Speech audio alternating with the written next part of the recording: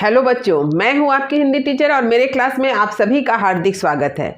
आज मैं आप लोगों के समक्ष सच्चिदानंद हीरानंद वात्स्यायन अज्ञे द्वारा लिखित यात्रा संस्मरण बहता पानी निर्मला के उद्देश्य को लेकर उपस्थित हूं। आज इस विषय को बतलाने से पहले मैं आप लोगों को यह बता देना चाहती हूं कि इस यात्रा संस्मरण से संबंधित कुछ वीडियो मेरे चैनल पर पहले ही अपलोड हो चुका है और उन सभी वीडियो का लिंक डिस्क्रिप्शन बॉक्स में दे दिया गया है। तो जिन बच्चों ने अभी तक इस वीडियो को नहीं देखा है वे डिस्क्रिप्शन बॉक्स में जाकर लिंक को क्लिक करके पूरे वीडियो को अच्छी तरह से देख सकते हैं। बहता पानी निर्मला, ये जो शीर्षक है, इस शीर्षक से ही यह पता चलता है कि जो पानी हमेशा बहता रहता है, जो जल हमेशा बहता रहता है, वह जल हमेशा निर्मल होता है। जैसा कि आप लोगों ने भी देखा होगा कि नदी आगे बढ़ते रहती है, प्रवाहित होते रहती है, जिससे क्या होता है, नदी का जल जो होता है वह बहुत ही साफ और स्वच्छ होता है। ठीक इसके विपरीत जमा हुआ पानी गंदगी युक्त होता है, क्योंकि जब पानी एक जगह जम जाता है तो वह क्या होता है, कीचड़ का रूप लेता है।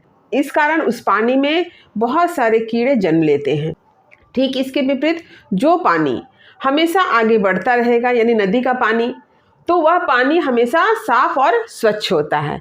आपने देखा ही है कि जितनी भी नदी होती है वह नदी क्या है, आगे बढ़ती है, यानी नदी का बहाव जो है ऊपर से नीचे की तरफ होता है। यही कारण है कि नदी का सारा जल कहाँ जाकर मिलता है, समुद्र में जाकर मिलता है। यानी पर्वत से निकलने वाली नदी समुद्र की ओर आगे बढ़ती है और इस क्रम में नदी का पानी जो आगे बढ़ता है तो वह पानी साफ और स्वच्छ होता है। यह अलग बात है कि आज नदी के पानी में भी हम लोग बहुत गंदगी देखते हैं और उसका कारण यह है कि कारखानों से निकलने वाला गंदा पानी जो है वह नदी में मिलता है। इसके साथ ही साथ कुछ लोग जो है नदी में के किनारे कपड़े धोते हैं, बर्तन धोते हैं, नहाते हैं, मवेशियों को नहाते हैं। इससे भी नदी का पानी गंदा होता है। लेकिन गंदा होने के बावजूद जब नदी का पानी आगे बढ़ता है तो वहाँ का पानी फिर साफ हो जाता है। तो बहने वाला पानी हमेशा साफ, स्वच्छ, निर्मल होता है। और इस बात से लेखक ने क्या बतलाना चाहा है, यही उनका उद्देश्य है, जिसे आज हम लोग पढ़ेंगे। देखिए, बहता पानी निर्मला सच्चिदानंद हीरानंद वात्स्यायन अज्ञे। उद्देश्य या संदेश, यानी लेखक का क्या उद्देश्य है और लेखक ने जो उद्देश्य स्थापित किया है वही उनका संदेश भी है। तो इसका अर्थ यह हुआ कि यदि परीक्षा में यह प्रश्न आए कि लेखक ने बहता पानी निर्मला यात्रा संस्मरण के माध्यम से हमें क्या संदेश देना चाहा है, तो उसका उत्तर भी आप यही लिखेंगे जो आप इस यात्रा संस्मरण के उद्देश्य के बारे में पढ़ रहे हैं। यानी उद्देश्य और संदेश दोनों का उत्तर एक जैसा ही होगा। देखिए, अज्ञे जी के अनुसार जीवन का वास्तविक आनंद भ्रमण से ही प्राप्त होता है। वे अपनी घुमक्कड़ प्रवृत्ति, जिसे हम लोग क्या कहते हैं, यायावरी, के लिए प्रसिद्ध हैं। यात्रा करना उनके जीवन का अभिन्न हिस्सा है। बहता पानी निर्मला यात्रा वृत्तांत में उन्होंने एक स्थान पर लिखा है, जीने की कला सबसे पहले एक स्थान से दूसरे स्थान पर जाने की कला है। तो लेखक ने ऐसा क्यों कहा है? तो लेखक ने ऐसा इसलिए कहा है कि आज के समय में, आधुनिक समय में, लोग रोजी रोटी की तलाश में कहिए या पढ़ने लिखने के लिए कहिए, एक स्थान से दूसरे स्थान पर जा रहे हैं। तो इसी महत्वपूर्ण बात को लेखक ने बहुत ही सुंदर तरीके से यहाँ पर प्रस्तुत किया है। पर्यटन यानी यात्रा के महत्व के संदर्भ में वे स्पष्ट कहते हैं कि जीने की कला की सार्थकता की कला है पर्यटन का कार्य। पर्यटन या भ्रमण यात्रा का कार्य जीवन को गति प्रदान करता है। जीवन की गतिशीलता ही जीने की कला की सुंदरता का परिचायक है। जिसका जीवन गतिशील है वही सही रूप में जीवित है। ठीक इसके विपरीत जो एक स्थान पर टिके या बने हैं उसके सामाजिक जीवन में जड़ता, शुष्कता, नीरसता, सड़ांधता आ गई है। तो लेखक ने यहाँ बताना चाहा है कि गतिशीलता ही जीवित होने का परिचायक है। यानी हम सभी मनुष्य भी जब तक गतिशील हैं तभी तक जीवित कहलाते हैं। आप देखेंगे कि जब कोई व्यक्ति मर जाता है तो उसकी क्या होती, गति बंद हो जाती है। हम लोग कहते हैं ना, हृदय गति रुक गई। तो यानी हृदय की गति का रुकना ही क्या प्रमाणित करता है कि वह व्यक्ति मृत्यु को प्राप्त कर गया है। यानी गतिशीलता का अभाव क्या बतलाता है कि वह व्यक्ति अब इस दुनिया में नहीं है, यानी वह मुर्दा के समान है। गतिशीलता ही यह साबित करती है कि वह व्यक्ति जीवित है, और यदि गतिशीलता नहीं है तो वह व्यक्ति एक मुर्दे के समान है। तो ऐसा भी हो सकता है कि यदि कोई व्यक्ति चल फिर नहीं सकता है तो हम कहेंगे कि वह व्यक्ति तो गतिशील नहीं है, तो उसे हम क्या मुर्दा कहें? यहाँ पर यह बात नहीं कही गई है। गतिशीलता, आप अपने दिमाग को चलाइए, आप अपनी लेखनी चलाइए, या फिर आप चलिए या फिरिए, आपको कुछ ना कुछ करना है। कुछ लोग दिमाग से काम करते हैं, कुछ लोग चल फिर नहीं सकते हैं, लेकिन उनका दिमाग इतना तेज होता है, बड़े से बड़े कार्य कर लेते हैं। जैसे कुछ लोग बहुत अच्छा पेंटिंग करते हैं, कुछ लोग बहुत अच्छे साहित्यिक रचना करते हैं, और उनका नाम जो है पूरे विश्व में फैलता है। तो ऐसी बात नहीं है। गतिशीलता का अर्थ है कि अपने जीवन में हमेशा गति रखिए, कुछ ना कुछ करते रहिए, यह यहाँ पर कहा गया है।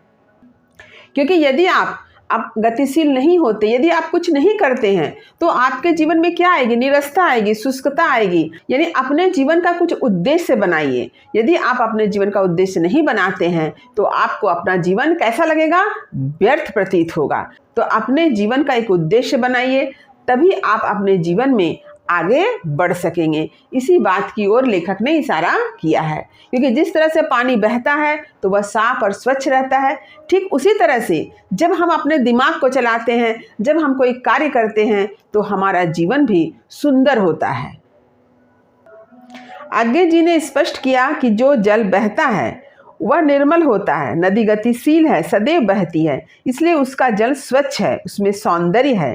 ठीक इसके विपरीत एक स्थान पर ठहरे जल से बदबू आने लगती है, जल में कीड़े पनपने लगते। लेखक ने यह बहुत ही अच्छी तरह से स्पष्ट किया है कि जो पानी बहता है वह पानी निर्मल होता है। नदी गतिशील है, नदी प्रवाहित होती रहती है, इसलिए नदी भी साफ और स्वच्छ होती है। लेकिन जो जल एक जगह पर जम जाए, उस जल से बदबू आने लगती है, उस जल में कीड़े जन्म लेने लगते हैं।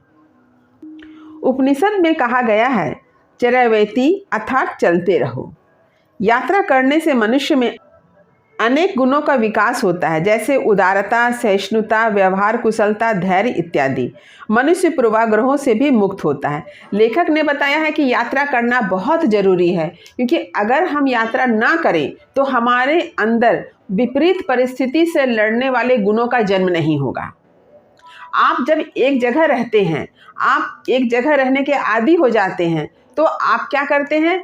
अपने अनुकूल अपने चारों तरफ के वातावरण, अपने चारों तरफ की परिस्थितियों को सजा लेते हैं, यानी अपने चारों तरफ की परिस्थिति के अनुसार से खुद को ढाल लेते हैं। लेकिन जब आप उस जगह से बाहर निकलते हैं, तब आपको यह मालूम नहीं होता है कि वहाँ पर कैसी परिस्थिति आएगी, वहाँ पर कैसी समस्याएं आएगी। तब आप क्या करते हैं? उन समस्याओं से लड़ने के लिए खुद को तैयार करते हैं, अपने भीतर गुणों का विकास करते हैं। तब जाकर के आप उस परिस्थिति में रहते हैं, उस परिस्थिति पर विजय प्राप्त करते हैं। यानी आपको एक जगह से दूसरे जगह जाना अत्यंत जरूरी है। जैसे कि हम लोग सभी जानते हैं कि रामायण के जो श्री राम हैं, वे जब तक अयोध्या में रहे तब तक उन्हें हम लोग क्या कहें? रामचंद्र कहें। लेकिन वही राम जब 14 वर्ष के लिए वनवास गए, वहाँ के कठिन परिस्थितियों को झेला, रावण का संहार किया, और जब वापस अयोध्या आए तो फिर वे राम क्या बन गए?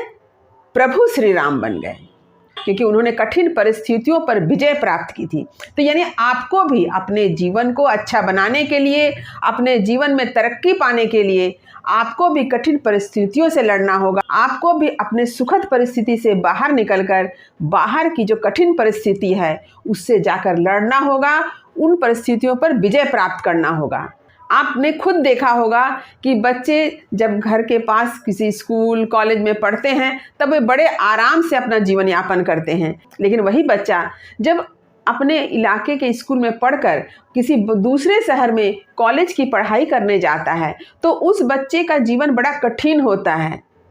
ऐसा देखा जाता है कि उस बच्चे को कभी खाने को कुछ ना मिला, पूरा दिन भूखा रहना पड़ा, और भी बहुत तरह की परिस्थितियाँ, और उस परिस्थिति को वह बच्चा झेलता है और झेल करके अपने अंदर कुछ गुणों का विकास करता है, और यही गुण उसके आगामी जीवन में बहुत काम आते हैं। यही कारण है कि आपने देखा होगा कि जो बच्चे हॉस्टल में रहते हैं, जो बच्चे घर से बाहर रहते हैं, वे बच्चे बहुत कुछ सीख जाते हैं, बहुत सारा काम करना सीख जाते हैं, वे खाना बनाना सीख जाते हैं, चाय बनाना सीखते हैं, माने बहुत सारा काम, अपना कपड़ा खुद धो लेते हैं, अपने कपड़े की इस्त्री खुद करते हैं, यानी अपने आप को वह पूर्ण रूप से तैयार कर लेते हैं। तो ऐसा क्यों होता है? ऐसा इसलिए होता है कि उसने अपने घर से बाहर कदम रखा, अपने घर को छोड़कर वे क्या किए, अपने घर से, अपने इलाके से वे बाहर निकले और इस तरह से उनके भीतर बहुत सारे चारित्रिक गुणों का विकास हुआ। तो यहाँ पर जैसे कहा गया है, व्यवहार कुशलता, धैर्य, सहिष्णुता, ये सारे चारित्रिक गुणों का विकास व्यक्ति में हो जाता है। जैसे एक बच्चा जब बाहर जाता है, जब उसे कोई डांटता है तो वहाँ पर वो क्या करता है, चुप हो रहता है। वहाँ पर वो तुरंत जवाब नहीं लगाता है, क्योंकि उसको मालूम है कि यहाँ उसे समझाने वाला कोई नहीं है, यहाँ उसे बचाने वाला कोई नहीं है। तो वह क्या करता है, परिस्थितियों को समझने की कोशिश करता है। परिस्थितियों को समझने के संदर्भ में उसके भीतर धैर्य का विकास होता है, सहिष्णुता का विकास होता है, वह व्यवहार कुशल हो जाता है। उसे खुद निर्णय करना पड़ता है कि कहाँ क्या बोले, कैसे बोले। तो इस तरह से मनुष्य के भीतर चारित्रिक गुणों का विकास होता है। कब? जब व्यक्ति एक स्थान से दूसरे स्थान पर जाता है। यानी हम लोग कहते हैं ना कि जब तक मनुष्य अपने कंफर्ट जोन में रहता है तब तक उसकी तरक्की नहीं होती है। जब मनुष्य अपने कंफर्ट जोन से बाहर निकलता है तब मनुष्य के अंदर चारित्रिक गुणों का विकास होता है और सही अर्थ में उसकी तरक्की शुरू होती है।